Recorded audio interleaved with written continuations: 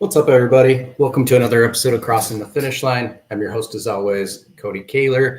We have a great episode lined up for you today. Got a good friend of mine, Mr. Josh Lyles. Josh is the founder of Salesdash CRM. It's RFP season. I mean, we're in full swing with it, at least over here at ANZ Trucking. And without a very solid CRM, a lot of people are going to be lost. It's the best way to stay organized as a sales team, especially in freight. What we tend to like about Salesdash is that it is actually tailor-made for the freight industry. It's not, just a random CRM out there that's going to have your basic stuff. This is actually really in depth for what we do. I'm super excited to get Josh on here and talk about it. So, with that being said, let's go ahead and bring him on. Josh, what's up, buddy? What's going on, Cody? Good to see you. Yeah, likewise, man. Same here. Just gearing up. I'm supposed to be at 95 degrees next week here in sunny Phoenix. Dude, I'll take that. We've been had some crazy storms over here in Nashville over the weekend, and we're just trying to get back to 70 right now. Oh man, did you guys get hit with the tornadoes and all that stuff that was happening, or not? Not directly in Nashville, but there was some stuff that I think was an hour east of us, and then just kind of, a little bit north and then further out west and stuff. So. Yeah, luckily we missed it, but it was just rain and heavy wind. Yeah, it was crazy. So I got to ask, because I'm a diehard Titans fan. I was an Eddie George fan through college, diehard Titans fan. What do you think they're going to do with the first pick? It sounds like they're going to take Abdul Carter. I mean, originally I was hearing that they may trade the pick. Mm-hmm. They need to figure out something at quarterback. I was kind of thinking 100%. That they were going to get Cousins or Rodgers, and I would say – I'm a Falcons fan, okay. But being in Nashville, if I go to a Titans game, I'll cheer for the Titans. And Eddie George goes to my gym too. I see him at 6 a.m. No way, dude! I got to send you some shit to get an autograph. I love Eddie George, dude. That guy is massive for a running back. He is huge, and he still seems like he's in good shape because our gym is right near TSU. But I think he actually just took a new job somewhere else. Yeah, it was a Big Ten team. I'm trying to remember who it was. Was it Northwestern? Yeah, I scanned through the thing. I just basically saw it and I was like, all right, well, I'm not going to see Eddie at the gym anymore. Oh man, that dude was a beast. Holy crap, he was a beast. Like those battles with him and Ray Lewis were some of the highlights of me being a teenager. Like those two trucking each other.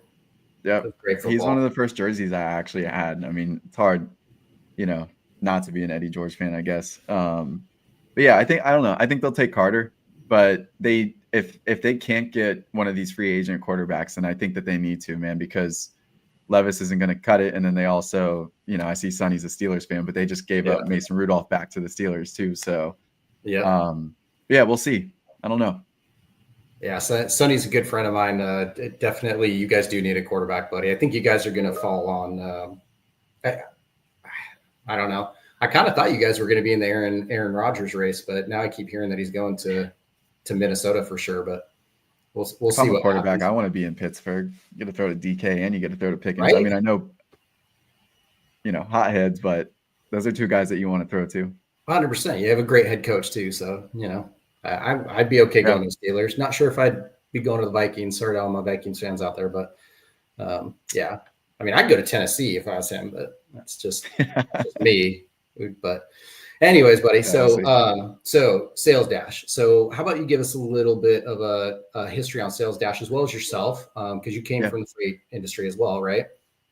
Yes. Yep. Yeah. Awesome. So I'm originally from Atlanta, just north of Atlanta in Marietta, and I got my sales career started off selling shoes at New Balance, which is kind of interesting. Nice. And then after New Balance, I really got more into sales at Tesla in their earlier days. So started off in sales for them, worked in a mall, interestingly enough, for them, because they had locations in malls because it was very educational, and they were trying to be basically high foot traffic to teach people what it was like to even own an electric vehicle. And then did pretty well in sales, bounced around, actually onboarded both managers for their only 2 locations in Atlanta. And then that's what moved me up to Nashville. And so I took over the store in Nashville, which at that time was the only store in Tennessee. So that was actually a lot of fun because we got to cover a really big ground. And yeah, I was with them for about 3 years. Awesome experience. Kind of got to a point where I wanted to explore something different. Didn't really care what industry. I'm not a car person, transparently. So I didn't really want to stay in the car business. But I just wanted to keep basically like getting more experience within the sales management space.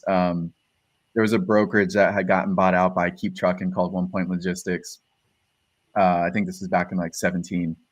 And so they were hiring very fast because they wanted to grow and scale the brokerage, and they onboarded me as their 3rd sales manager. So my experience is pretty unique in the industry because I came in actually as a manager, but I had to build a team of 12 from scratch, and I had a goal month 1. So month 1, wow, I still didn't even really know much about logistics. Dry van, reefer, it was all new to me, but hit the phone to start making cold calls and onboard some shippers. So that was it was a fun experience because for me, if I was going to be coaching reps, like I needed to know what they were going through and what it took. And man, that first week, 2 weeks on the phones was rough, but you get better fast. You just got to put in the reps and make the dials and stuff. So it was a really good experience. And then my second stop was at Silo in Nashville. So they're more of an open deck focused brokerage. So I joined them starting off and oversaw the operations department, which was a team of 16 at the time.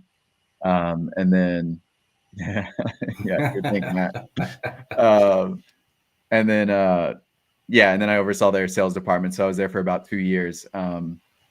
And then, with Salesdash, it's kind of an interesting story, but I guess like the short and skinny of it, I got really interested in CRM from Tesla because it just really helped me out in my sales process. I spent a lot of time kind of outside of work learning how to build reports and stuff because we had a lot of leads in the database.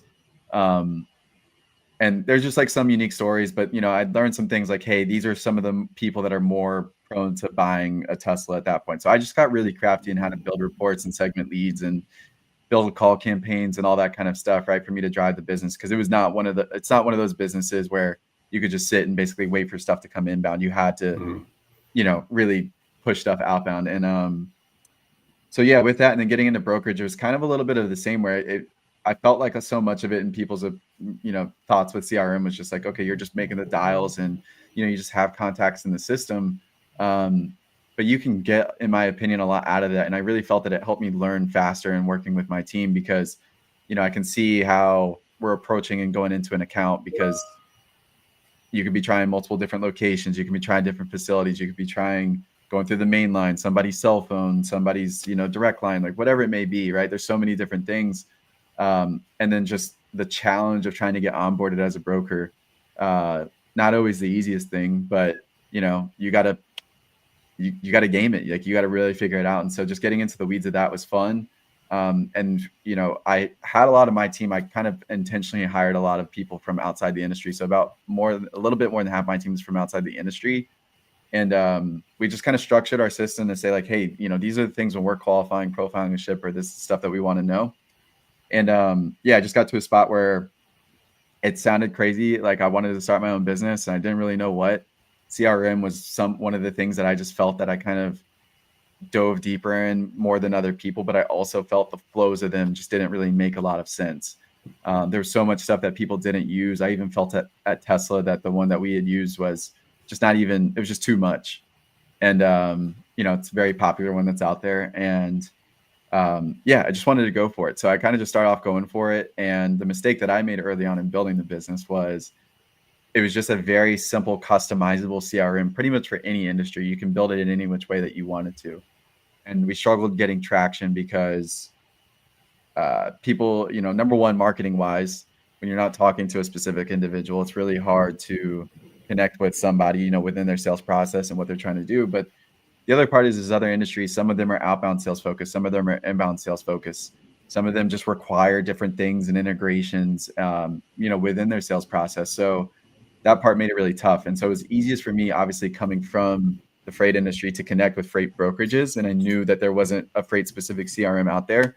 And to me, the space is large enough. So I said, cool, we're going to rebrand. Everything is just going to be freight specific and we're just going to build specifically in this space. So it sucks to say that it took me about 2.5 years to get to that realization. But at the end of the day, I mean, that's just kind of like what it took to get to this point. And things have been smooth sailing since then. We've had pretty good growth since that point. We're a smaller team of 6. We're bootstrapped. We're pretty, lean on how we choose to build and grow and scale and stuff. But it's been a really fun journey and we're super excited for what we're doing in the next year or two. Love it. It's great because you came from freight. So you understood I don't know, your whole story. Like everybody that I have on here that's, from the tech world, it's the same thing as you guys all noticed that there's a major hole in this industry that is huge because the freight industry is massive. A lot of people who aren't in freight or know nothing about freight don't realize just how big of an industry it is, but they are so far behind so many other industries, right? Especially on the tech side. There's still a lot of drivers and people that still use flip phones. Right. It's crazy. And, when I started with ANZ, our CRM was Excel. Like no jokes. 7 years ago. Yeah. It was, build out your spreadsheets. And it's like, man, there had to be something different. So then we went the same route as a lot of traditional people. We went Salesforce. Okay. Well, Salesforce was great, but we used about 5% of it, and I had this giant bill over my head that, we weren't utilizing it correctly. And so once we got out of the Salesforce contract, I was looking around, I went with another one. I don't even remember the name of the one that we used until, a good friend of mine, Parker, had introduced me to you and was like, hey, if you're, when you're looking for your next CRM, check this one out. And as soon as I checked it out, found out that you guys are able to match up our carrier management team plus our sales management team, I was sold. Literally. Yeah. Like that was it for me. I was like, okay, that's a huge piece of the puzzle because these other CRMs, there's nothing going in there. There's nothing flowing in there from the carrier management side. So to be able to match those up. So when one of my sales reps actually puts a lane in there, for example, and says, hey, this is what I'm working on for a customer, it flows over to the customer management team. They automatically start sourcing for that. And there's actually somewhere where all of that's captured instead of just your TMS, because your TMS is great for capturing the carrier side, but there's nothing in sales that's actually flowing into your TMS, right? And so you putting those two together was genius, in my opinion. Like it was great. I love it. So, bunch of my broker friends out there who's going to be watching this episode or they're watching right now. If you're not using Salesdash, at least check it out.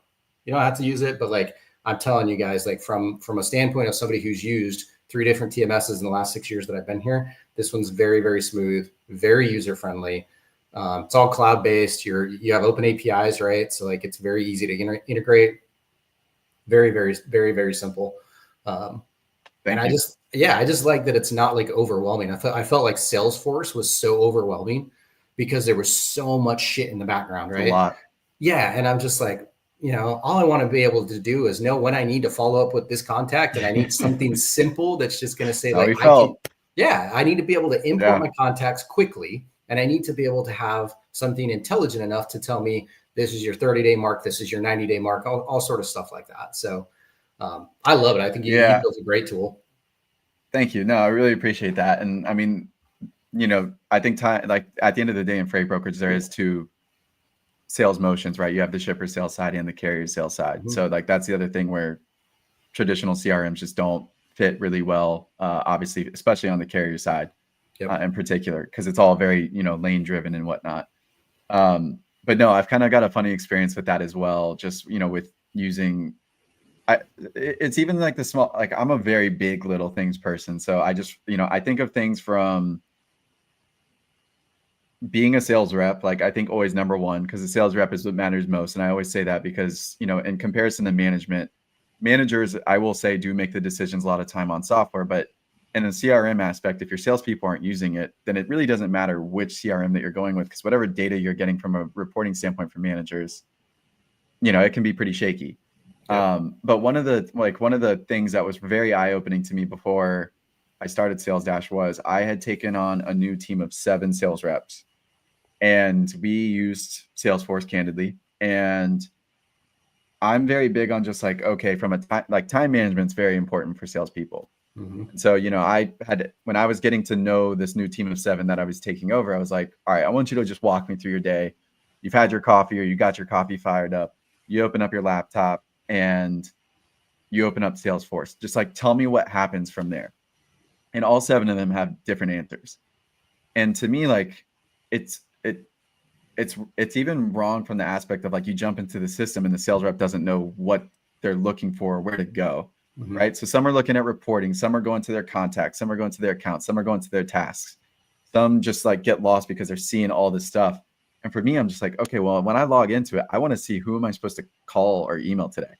Right. Like, it should be that simple. And then like, hey, where are all my leads, and what specific status is that I'm supposed to be reaching out to? Like, it should be as straightforward. You shouldn't have to click through different pages and stuff, or at least that was just kind of my mindset and philosophy. So it literally was just, okay, as simple as it is, how can you just remove as many clicks? How can you try to take the thinking out of it for a salesperson? And we're not perfect, but it's really fun to try to keep solving for that. And that, I will say, even one of the tougher parts for us is a lot of the updates that we make are not sexy things that you would market and say, oh, we just came out with this thing. It's adding a purple arrow at the top right of a lead, so that way it just automatically moves the rep to the next task instead of having them jump back to the dashboard, figuring out who they reach out. Like, it's those small things that wouldn't be big, cool marketing updates or anything of that nature. But those are the things, funny enough, that freight brokers are pretty jacked up about when we push the updates for them, because it just helps them out. Like, it's the small little things. Yeah, no, I agree. I need my reps. I want my reps to be on the phone as much as they possibly can. The last thing I want them to do, and this is what we experienced with our previous CRM, was, and I think everybody goes through this, it's either the end of the day or end of the week, especially at the end of the month, it's, you got to spend 4 or 5 hours data entry. That is, you are not doing revenue building exercises when you're sitting there entering all of this data in, right? Like, writing yourself those reminders. Hey, I need this reminder this time, blah, blah, blah. To your point, you need it to think for you, in the sense that all I want my reps to be doing is building relationships. You don't build relationships if you're spending an hour or 2 every single day entering all the data and entering all the notes and all that other shit. So, simple is the name of the game. Simple but intelligent. Name of the game. Yeah. Especially in freight brokerage, because we're in such a weird industry. Sales, I love that you came from the I wouldn't even classify Tesla as a car salesman. It's more of a technology. You're selling a technology at that point, right? Because I always bring this up. Interesting. No one goes into a car dealership without the intention of at least looking at purchasing a new car. Like, nobody goes and kills a Saturday afternoon just at a car dealership, right? There's no reason to. So that sale is a lot easier than us having to call somebody who already has somebody who's moving their freight, already has a relationship built with them, already has their rate set in place. We're trying to call people who don't necessarily need our service, and we're trying to convince them that we're going to give them better service at probably a better rate. And we're competing with the 50 other people that's probably already called them that way. It's tough because, like, you can't actually prove that until you start helping them. 100%. Right? Yep. So you just get all those people that are calling the shipper and just saying, I'll communicate the fastest, I'll be the most trustworthy, I'll get you the best rates, but you really just don't know until you start working with them. And there's always those brokers too, like we would find that would just undercut to start off with, and then eventually slowly increase their rates. So yeah, it's a whole different sales dynamic in brokerage, but and that's why I think, yeah, but that's why, at least in my opinion, the organization is so much more important, right? I need something that's going to keep my reps organized, because they could be on the phone 200 times in a day, right? Or they could be on the phone 10 times in a day and have 10 really good conversations. But I need something to stay organized, that's simple, that's not going to take too much of that. We all have a certain amount of brain capacity each day, I believe, right? No matter how much caffeine you ingest in the morning. And as that day progresses, our cognitive ability continues to go like this, right? We're not as sharp as we were at 9 o'clock in the morning. So I'm not going to just continue to try and play it up just because you're on my show, but like, I really do think that Salesdash it's that perfect blend of simplicity plus intelligence, right? Appreciate so where you're not overwhelmed. It's very easy to teach new reps too. I mean, we hired a new rep last year, and within a day she was up and going, and Salesdash was extremely easy to use, extremely easy to teach. And nothing against the other guys. Like, there wasn't anything, that I disliked about Salesforce, except for it was just too big for what we needed. Right. It was just too much. And so I love it. It's like coming from, you were selling, what'd you say, laptops? Is that what you started? And then cars? Shoes. Shoes. Which I will say, like, the stops that I've had, I actually think really set me up for success, because the New Balance stop was really interesting. As funny it is to talk about it, but it wasn't like it's not a shoe store where you just walk in and you point out the shoes on the wall that you're interested in. You go to the back, you bring out the shoes, you see if they like them or not. New Balance was a little bit different because we actually worked with local podiatrists. So a lot of it actually was solving for foot issues. Interestingly enough, I had no idea going into this that this was going to be the case. And, so we would watch people walk, we would scan their feet and all this kind of stuff. We could fit them for orthotics if they needed them. But New Balance's shoes actually are built for people that like pronate where their ankles go in, or where they supinate where their ankles go out, so to help basically get more of a neutral balance. Because not to go off on a rant of like, foot issues and like knee, hip, and back issues, but it is a thing where you want to have more of a stable base, obviously, at the core of your feet. And then at that point, it can relieve, you don't even really know like what pain, going upward. So I'm 40, buddy. I live with it every day, so trust me. Yeah, like it really does make a difference. And it was pretty cool being in that aspect, because you're not just being like, hey, pick out the design that you really like on the wall. We're actually working with people to help kind of solve whatever specific issue that they're having, and you can kind of see it, and then you can obviously work with the local foot doctors in a better way. So that was fun. And then I'd also just say, like, I was pretty lucky being able to go through Tesla at the time that I did, because I worked with some very smart people, and man, their learning and development just kind of like program, and the way that they consistently trained on sales and how we're trying to connect with people coming into the store was just next level. It was awesome. So it set me up for success big time, and just embraced it a lot and just kind of soaked it in, and just try to keep leveraging that stuff for how we build the system. I even still think there's certain things that we can do to keep making the system simpler. So, like, we're going to be building out some of our own internal automations within this year, just to even like simplify workflows even more, that we're pretty excited about. Nice. So yeah, it's nonstop, and it's fun because me and Drew and my team basically uses sales for the brokerages and the agencies and the asset-based companies that we talk to. So we obviously also have to like the system, and using it on a daily basis, in comparison with the others that are also using it. Yeah. Love it. I sucked at sales, just in case everybody knows. I came from the operations side. I was on an operations side for 12 years before I came into here, right? And so my first few months, I sucked. The only caveat is if I could get through to the gatekeepers, which is where I struggled, and actually talk to the decision makers, I was really good at talking freight, because I came from the operational side, where, I've been in logistics since I was 20, but I was able to actually talk the nitty gritty and the details and the nerdy shit with people. And I think that really helped me build up my confidence enough to where I actually got pretty decent at sales, but I suck. It's tough. If sounds like you had a great opportunity at both New Balance and Tesla to learn from some great sales reps and, learn what it takes, because when you just get thrown into the fire, it's tough. Like, really, it really is all relationship building, but there's so much that goes into that, right? It's super easy to say that, oh, you just build a relationship with somebody. Well, how do you build a relationship with somebody over the phone and over the computer? You never see them. They've never met you in person. It takes skills to do that. It takes confidence too. And I think freight is you probably get told no and called every name that you can think of every single day trying to sell freight. I can't count how many times you get hung up on.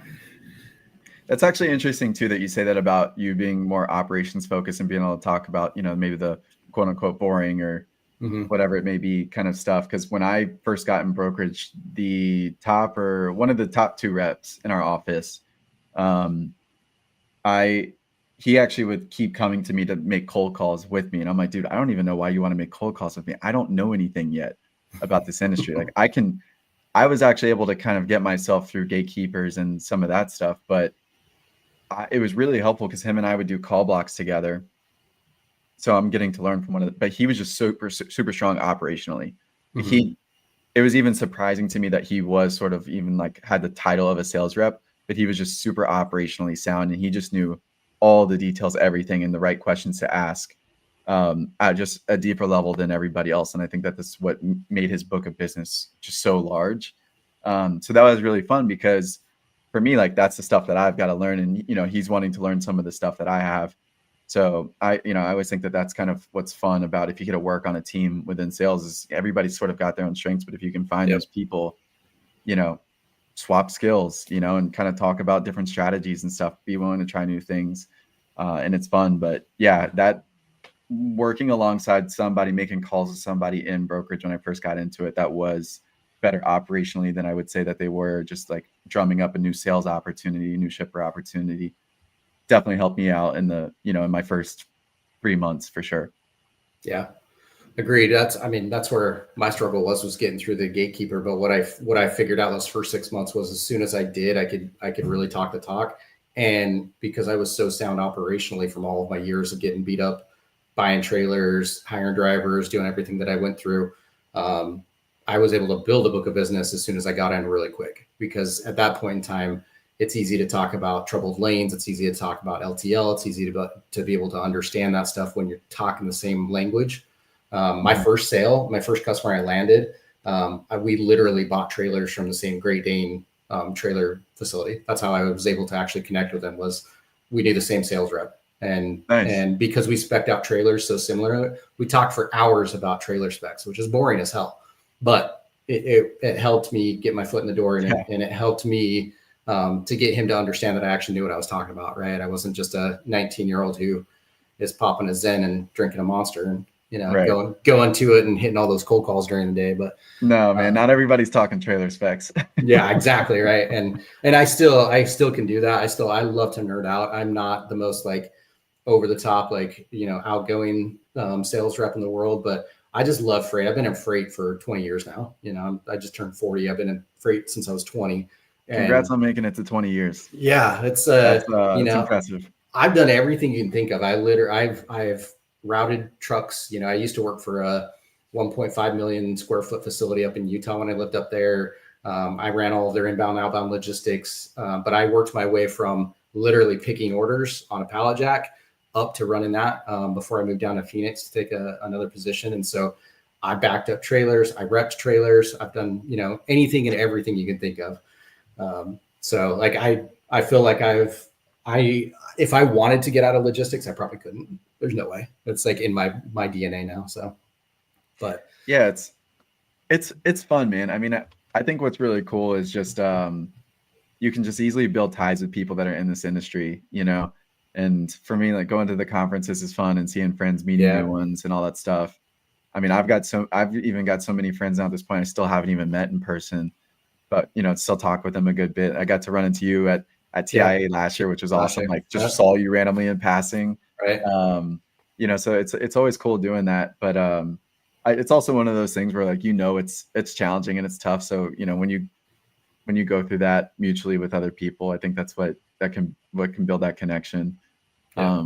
But yeah, like I've even had people be like, well, for growth for the CRM, do you plan on expanding into other industries? And I'm just like, no, I everything that I want to do and build at this point is just freight and logistics. Like I've never sold real estate, never sold insurance. Like I don't want to go learn how to sell those things. I don't want to go honestly build another network in that space. Like once you've now, I don't know. I just think that there's constant problems in logistics. There's always things that there's always opportunities that are out there. So yeah. I can't agree with you anymore. I mean, what's the numbers? I mean, I think the last numbers were like 400 billion is moved annually a year, just domestically. So if you think about that, like everything you do, touch, eat, everything moves on a truck.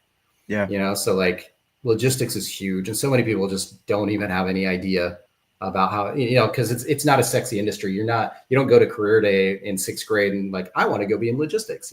Right. Like, nobody does that. No. And very few colleges even offer any kind of logistics programming. Like we at least have one down here at ASU, but very few of them have anything. So like, it's just not an industry that a lot of people even know about when they're getting out of high school, getting out of college. So Troy's got a couple good comments in there. Somewhat of a problem similar to the flip phone comments is that people are scared of API integration. I agree. There are a lot of people who, don't like to share data, but those who don't adapt are going to die. That's only thing I can say about that. But awesome. Well, we're coming up on time. Josh, I really appreciate you coming on, buddy. Sure. What's the best way for people to get a hold of you if they're interested in, a demo or anything? Yeah, you guys can reach out directly on LinkedIn, Josh Lyles, or you guys can go to our website.